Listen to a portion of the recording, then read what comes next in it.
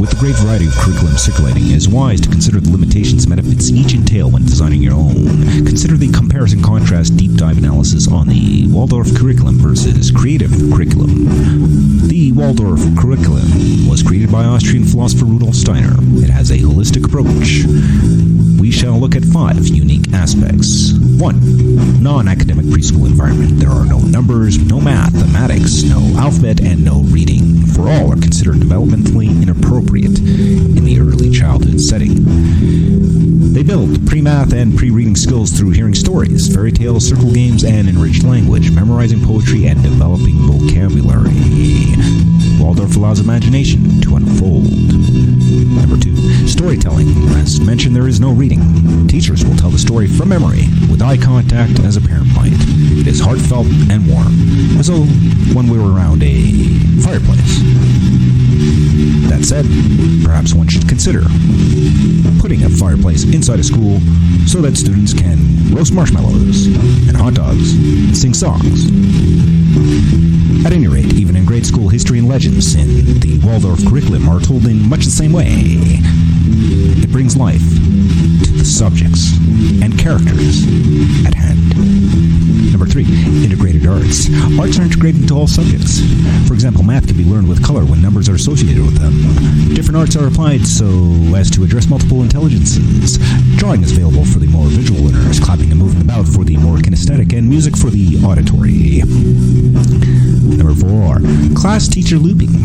Ideally, Waldorf prefers to have teachers that will stay with the same group of children from the first grade all the way up until the 8th, at which point they are beyond early childhood education. As a result, the entire group becomes a family where the teacher becomes an expert on those children in their class, knowing how they learn and being aware of their individual strengths and needs. This makes scaffolding and every other aspect of constructivist approaches attainable. Number 5, main lesson books. These are created by the students as there are no textbooks. No, not in Waldorf. Certainly not. Instead of having several subjects every day, they focus on one lesson block for up to 1 month before moving on to another. For example, they may study Greek mythology for the first 2 hours in the morning, then move on to write and illustrate their own textbook, making the lessons and the textbook more meaningful to them and more relatable as well. Waldorf Criticisms. Number 1, if the teacher is of poor quality or graviton insane or detestable, the students are stuck with them for a very long time. Very long rebuttal. The Waldorf philosophy tends to attract dedicated and student-oriented teachers, ensuring both their quality and likability. Number 2, public Waldorf schools were compared to the district's standardized test scores, reading and math, as well as matched comparison schools. Test score results suggested the Waldorf's experience provided a slower academic buildup, resulting in poor test scores in the lower grades, followed by higher levels of advanced performance in the 8th grade. Findings suggest standard measures of school quality may misjudge the effectiveness of holistic education, particularly with regards to academics.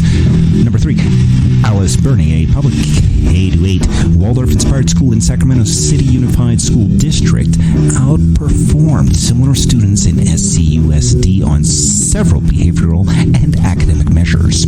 Number 4, cult accusations. Steiner claimed to be a clairvoyant with direct insight into the spiritual world, and that natural forces like fire and wind were animated by spirits such as fire gnomes. Anthroposophy,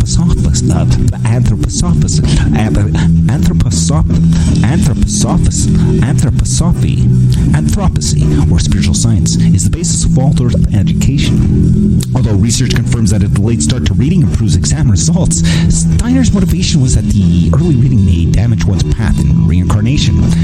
At number 5, racial prejudice. Steiner believed that race was a direct result of one's reincarnation merit. White Aryans or Nordic or German descent, he maintained, were the most developed, with blacks in contrast as the least. His specific view of the superior race is similar to that of Nazis. The creative curriculum came about around 4 decades ago, promoting acquired discovery and hands-on exploration as a foundation for learning. It encourages rigor in academics as well as complete childhood development in all learning environments. It focuses on well-researched practices that are developmentally appropriate and meet each child's individual needs and scaffolds on their individual rate of progress. In contrast to Waldorf, creative curriculum integrates critical academic skills such as math and reading, as well as small and large groupings for tasks.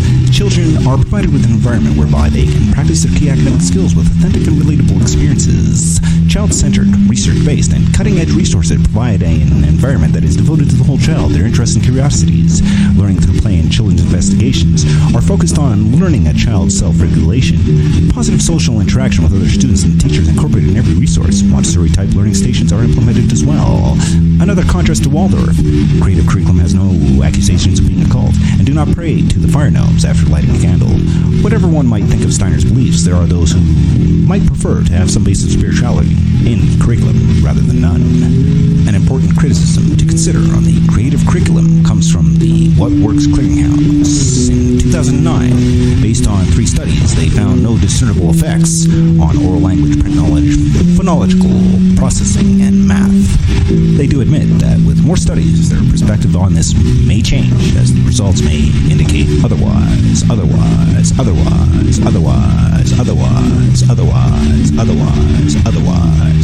Remember, whatever cons you may perceive in either system, as a teacher it is your duty to garner all that is valuable and discard all that is useless from the curricula you study. Clearly, both Waldorf and creative curriculum have areas of merit, and areas complement one another, despite their contrasts and controversies.